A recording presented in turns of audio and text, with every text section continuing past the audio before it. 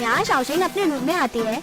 वांग लिंग उसका पीछा करते हुए उसके रूम में पहुँचती है। वो कहती है यहाँ का इंटीरियर तो बहुत कच्चा और प्लेन है। देखने में ऐसा लगता है आंट तुम्हें अच्छे से ट्रीट नहीं करती जैसा मैंने सोचा था। जब मैं यहाँ बचपन में रहती थी मैंने सोने के बर्तन का यूज किया, सिल्क के कपड़े पहने और फैंग शीगू इंसेंस का यूज किया। शाओशेंग उसे कप देती है। वांग लिंग उसे पीती है। शाओशेंग कहती है जीशेंग ने ये कप स्पेशली मेरे लिए प्रिपेयर किया है। क्या ये पकड़ने में इतना गर्म तो नहीं है? शाओशेंग उस कप को छीन कर कहती है ये बहुत अच्छे मिट्टी से बना है, इसलिए सोने के बर्तन से ज्यादा अच्छा है और ये पकड़ने में गर्म भी नहीं है। अरे हाँ, जीशेंग ने तो मेरे लिए कुशन भी भिजवाए हैं। उसे लगा कहीं मैं अपने नीज को हर्ट न कर दूं। जब मैं पढ़ाई कर रही हूँ ये स्पेशली सॉफ्ट कुशन सिर्फ मेरे लिए उसने भिजवाया है। ऐसे कुशन तो मेरे घर पे भी थे, मुझे तो इसे यूज करने की आदत हो गई है। वांग लिंग कहती है शाओशेंग तुम बार बार जीशेंग का नाम क्यों ले रही हो? उसका नाम लेना बंद करो। तुम्हें बस अच्छा फ्यूचर हस्बैंड मिला है, इतना उछलने की कोई जरूरत नहीं है। शाओशेंग कहती है मैं तो उछलूंगी। अगर मैं ऐसा नहीं करती तो तुम और तुम्हारी मदर इतना अपसेट नहीं होते। लियांग कहती है बेशरम।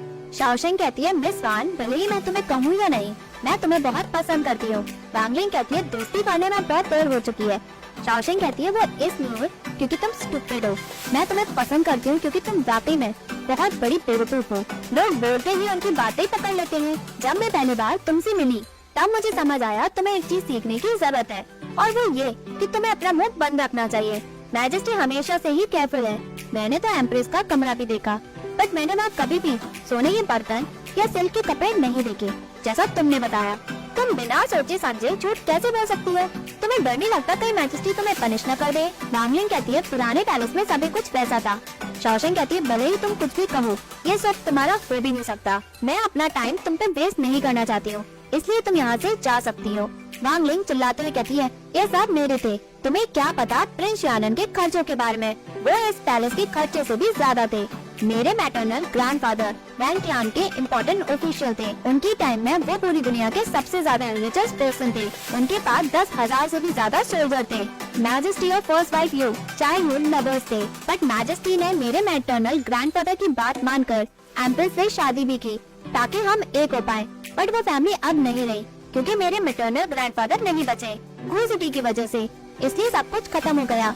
रॉयल फैमिली ने अपना प्राइम टाइम निकाल लिया। यहाँ वैन शूजन और एम्प्रेस होते हैं। वैन शूजन कहती है तुम मिस चेंग को बचा रही हो, तुमने उसे यहाँ से जाने दिया कैसे? जैसे ही मैं अंदर आई क्यों कहीं तुम्हें डर तो नहीं लग रहा कि मैं उसे लिंक की वजह से उसे पनिश न कर दूं? मुझे नहीं पता तुमने मिस चेंग में क्या देखा। वो इग्नोरेंट, इनकॉम्पिटेंट और वल्गर है। कुछ लड़कियाँ तो बिल्कुल बेकार होती है। उसका हस्बैंड उसे प्यार नहीं करेगा, उसका बेटा इनकॉम्पिटेंट होगा, उसकी बहू में कोई तमीज नहीं होगी, यहाँ तक कि उसकी बेटी भी तमीजदार नहीं होगी। वो तो सिर्फ अपना प्यार दिखा सकती है, वो भी बाहर के लोगों को। एम्प्रेस कहती है तुम यहाँ क्या मेरी बेइज्जती करने आई हो क्योंकि तुम खुश नहीं हो? शूजन मना करती है और कहती है मैं तुमसे लड़ने नहीं आई हूँ, मैं यहाँ अपने छोटे भाई और लॉर्ड शियानन के लिए आई हूँ। उन्होंने मुझे लेटर देने को कहा है। उन्होंने कहा है कि शाओजन में जिंदगी जीना बहुत मुश्किल है, इसलिए वो कॉइन का राइट अपने टेरिटरी में मांगना चाहता है। शियानन के लोगों ने मैजेस्टी को बचाया था, सभी लोग मर गए, बस मेरा छोटा भाई ही बचे हुए हैं। आई एम श्योर तुम मुझे मना नहीं करोगे इस छोटे से मैटर में, है ना? एम्प्रेस कहती है मैं स्टेट अफेयर्स के बीच में कभी भी नहीं पड़ी, तुम गलत इंसान के पास आई हो। शूजन चिल्लाते हुए कहती है क्या मतलब है तुम्हारा कि तुम बीच में नहीं पड़ी? तुम्हें याद है ना शियानन फैमिली की काइंडनेस तुम्हारे फादर जब मर चुके थे, वो मेरी ही फैमिली थी जिन्होंने तुम्हें अपनाया था। एम्प्रेस कहती है शूजन तुम इससे बात करो। शूजन कहती है तुम्हें बोलने से पहले सोचना चाहिए था, मैंने तुम्हें पहले ही कुछ नहीं कहा। तुम्हें क्या लगता है अब तुम कुछ भी नहीं कर सकती हो क्योंकि अब तुम एम्प्रेस हो? बाहर सभी सुनते हैं। तभी शाओशेंग और वांग लिंग वहाँ आते हैं। शाओशेंग वहाँ आकर पूछती है क्या हो रहा है? अंदर से चिल्लाने और चीखने की आवाज आ रही होती है। सर्वेंट कहती है एम्प्रेस ने अंदर जाने के लिए मना किया है। सभी वहाँ बाहर से सुनते हैं। वैन शूजन अपनी पुरानी बातें जताती है और एम्प्रेस की बेइज्जती करती है, बट एम्प्रेस कुछ भी कह नहीं पाती, वो सब सुनती है। शाओशेंग अंदर जाती है। शूजन स्टैंड को मारती है। जैसे ही वह एम्प्रेस को लगता है शाओशेंग अपना हाथ लगाकर उसे बचा लेती है। एम्प्रेस कहती है शाओशेंग तुम्हारे हाथों में लग गई है, कोई फिजिशियन को तो बुलाओ। शूजन कहती है नाटक करना बंद करो, तुम्हें फिजिशियन की जरूरत है, बुलाओ। सारे दरवाजे खोल देती हैं ताकि सभी को पता चले कि इस पैलेस का मास्टर किस टाइप का है। शाओशेंग कहती है क्या आपको समझ नहीं आया कि एम्प्रेस ने दरवाजा क्यों बंद किए और लोगों को अंदर जाने के लिए क्यों मना करवाया? आपको क्या लगता है एम्प्रेस आपसे डरती है? वो आपको बचाना चाहती थी। अगर आप बकवास करेंगी और बातें बाहर पहुंच गई, तो लोग आपके और आपकी फैमिली के बारे में क्या कहेंगे? शोजन कहती है मौत से मैं डरती हूँ क्या? शाओशेंग कहती है अगर आपको मौत का डर नहीं तो यहाँ क्यों आई हैं? आप जा सकती हैं और मैजेस्टी से कह सकती हैं आप एम्प्रेस को क्यों परेशान कर रही हैं? शोजन कहती है तुम्हारी जुबान तो कैंची की तरह कचर कचर चल रही है। समझ आ गया तुम्हें? मुझे समझ आ गया तुम्हें किस टाइप के बच्चे पसंद है। तुम वाकई में एक जैसी सोच के हो। मुझे मौत से डर नहीं लगता। अगर मैजेस्टी मुझे मार भी दे तो मैं डरूंगी भी नहीं। अब तो मैं भी देखना चाहती हूँ एम्प्रेस भूल गई क्या मेरे फादर की काइंडनेस? शाओशेंग कहती है बिना रिवॉर्ड की काइंडनेस दिखाना मेरी जैसी बर्गर को भी समझ आता है। मैं ये सब सोचकर बहुत सरप्राइज हुई हूँ कि आपको इसके बारे में पता नहीं। क्या लेट प्रिंस शानन एक्सपेक्ट करते होंगे कि उनकी बहन और उनकी फैमिली उन्हें रीपे करे जब उन्होंने उन्हें वापस अपनाया? लेट प्रिंस शानन ने मुझे कुछ कहने लायक छोड़ा ही नहीं। उन्होंने अपनी बेटी की शादी मैजेस्टी से क्यों नहीं करी? अरे हाँ, उस वक्त कोई प्रेडिक्ट कर ही नहीं सकता था कि एम्परर कौन बनेगा, इसलिए उन्होंने उस वक्त अपनी बेटी की शादी नहीं की। वैन शूजन चिल्लाते हुए कहती है तुम्हारी हिम्मत कैसी हुई मेरा मजाक उड़ाने की? वो उसे मारते हुए आती है। एम्प्रेस उसे रोकती है। राउंगलिंग कहती है ऐसी बात नहीं है, मेरे मैटरनल ग्रैंडफादर और मैजेस्टी एक ही वंश से आते हैं। शाओशेंग कहती है तो ऐसी बात है, आप और मैजेस्टी कजिन है, इसलिए आप इनसे शादी नहीं कर सकती थी। तो लेट प्रिंस शानन ने मैजेस्टी को फेवर नहीं किया। अगर आप उनसे शादी नहीं कर सकती थी तो इसलिए उन्होंने एम्प्रेस की शादी मैजेस्टी से करा दी, इसलिए एम्प्रेस ने आपका कुछ भी नहीं लिया है। शूजन कहती है श्वान तुम इस लड़की को सिर्फ दुखती ही रहोगी, वो मेरा मजाक उड़ा रही है। शाओशेंग कहती है एम्प्रेस को परेशान करना बंद करो। शूजन कहती है मैं कह रही हूँ। तभी बाहर मैजेस्टी और ब्रूई आ जाते हैं। उन्हें सब कुछ बाहर से सुनाई देता है, वे सब कुछ सुनते हैं। अंदर शाओशेंग कहती है मैं तो वेल्डर हूँ, आई होप आप अपना ह्यूमन नेचर दिखाएं और मेरे जैसे नीच लड़की को माफ कर दे। शूजन कहती है शाओशेंग तुम अपने आप को समझती क्या हो? तुम्हारा होने वाला हस्बैंड भी एक पागल औरत की कोख से पैदा हुआ है और उसे छोड़ भी दिया है, भले ही वो पैलेस में पला बड़ा हो। क्या वो अपने आप को प्रिंस समझता है? शाओशेंग कहती है जीशेंग की ब्यूटी और अकम्प्लिशमेंट उसने खुद बैटल में लड़की कमाई है, उसे मैजेस्टी की तरफ से कोई भी फेवर नहीं मिला। वो उन सभी से बेहतर है जो लेट प्रिंस शानन की मैरिज पे लटके हुए हैं और चैंगक्वी पैलेस में हंगामा कर रहे हैं। शूजन कहती है तुम्हारी हिम्मत कैसे हुई? तुम यहाँ सिर्फ पढ़ने आती हो, तुम्हें पैलेस के रूल के बारे में कुछ भी नहीं पता और तुम मुझे सिखाओगी? आज मैं तुम्हें सिखाती हूँ पैलेस का फर्स्ट रूल। मैं दिखाती हूँ तुम जैसी नीच को उसकी औकात में कैसे रखते हैं। वो शाओशेंग को चाटा मारती है। एम्प्रेस उसे रोकती है। शूजन कहती है श्वान तुमने मुझे मना किया मेरे भाई को कॉइन का राइट देने के लिए, अब मैं इस लड़की को उसकी औकात याद दिलाना चाहती हूँ। तुम मुझे फिर से रोक रही हो? मुझे पता है तुम अनग्रेटफुल पर्सन हो जिसने मुझे बीच में ही छोड़ दिया। वो उसे धक्का मारती है, तभी मैजेस्टी की आवाज आती है बस करो। सभी वहाँ खड़े हो जाते हैं। मैजेस्टी अंदर आता है। एम्प्रेस माफी मांगती है और कहती है मैं आपको अटेंड नहीं करने आई और मैजेस्टी को रिस्पेक्ट देती है।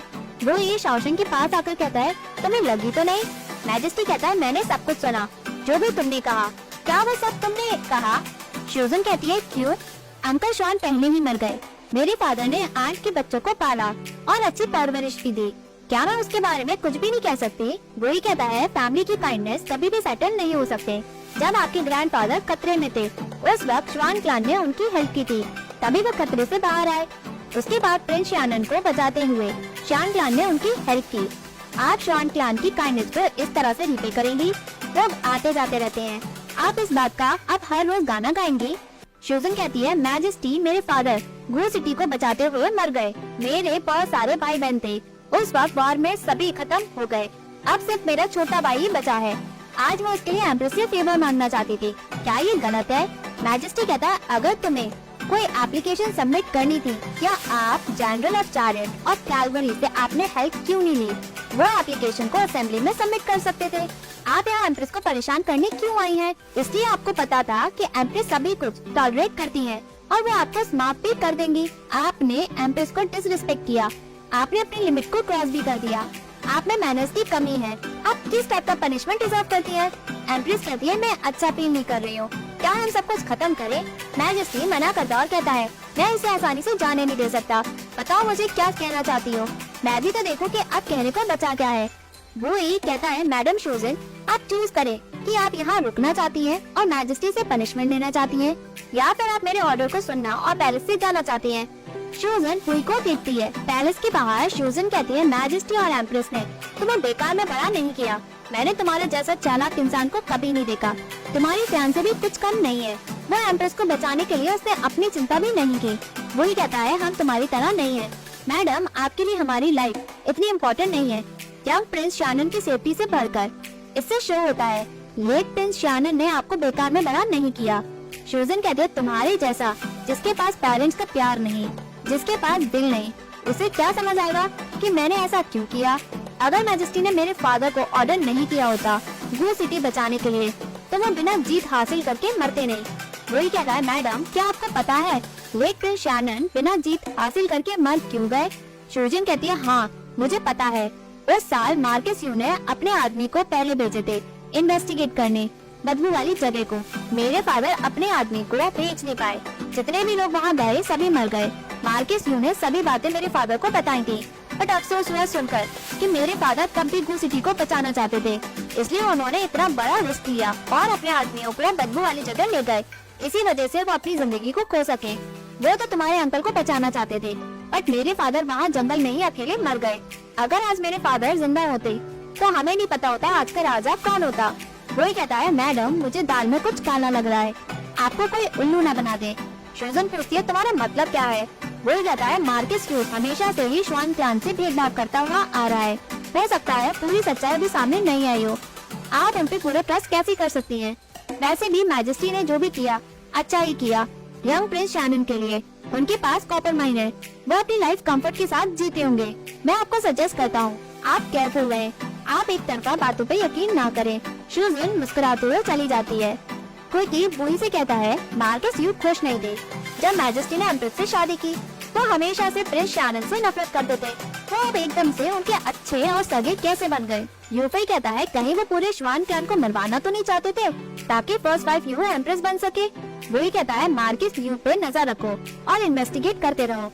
क्विकी और यूफई एग्री करते हैं। थर्ड प्रिंसेस आती है और कहती है मैं सोच रही थी कि किसी धक्के मार के चैंगकुई पैलेस से निकाला जा रहा है, मैंने सोचा नहीं था कि वो आप होंगी।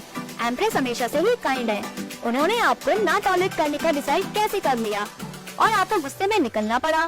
सूजन कहती है ये हमारी फैमिली की बात है, इतना कंसर्न दिखाने की कोई भी जरूरत नहीं है। रेड प्रिंसेस कहती है मैंने सुना कोई भीख मांगने आया था, कॉइन का राइट वो भी शाओचुन में। क्या अब यंग प्रिंस शानन इतने गरीब हो गए हैं कि वो अब अपना पेट भी नहीं भर पा रहे हैं। इससे पता चलता है कि वो कितना नकारा है। वो क्या सपना देख रहा था कि उसे कॉइन का राइट मिलेगा, कहीं गरीबी ने उसे पागल तो नहीं बना दिया।